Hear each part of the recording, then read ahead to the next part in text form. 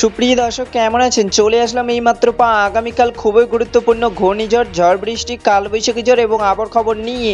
দর্শক আজকে ভিডিওতে জানিয়ে দেবো আগামীকাল 24 ঘন্টায় কেমন তার সম্ভাবনা রয়েছে বাংলাদেশে 8টি বিভাগে 64 জেলা আবহাওয়া পরিস্থিতি, এবং আরও জানিয়ে দেবো পশ্চিমবঙ্গে কোথাও কোনো বৃষ্টিপাতের সম্ভাবনা আছে কি না।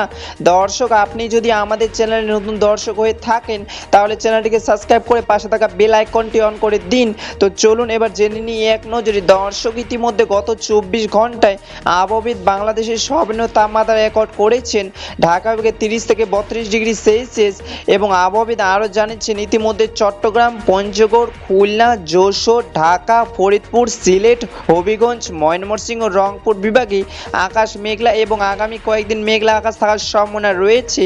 এবং পশ্চিমবঙ্গে আবহাওয়া দপ্তর সর্বনিম্ন তাপমাত্রা রেকর্ড করেছেন হলদিয়া, বর্ধমান এবং রায়গঞ্জে 30 থেকে 31 ডিগ্রি সেলসিয়াস, এবং পশ্চিমবঙ্গে হলদিয়া, খড়গপুর, কলকাতা, বর্ধমান, বীরভূম, বাঁকুড়া, পুরুলিয়া, আসানসোল, মালদা, রায়গঞ্জ কয়েকদিন মেঘলা আকাশ থাকার সম্ভাবনা রয়েছে।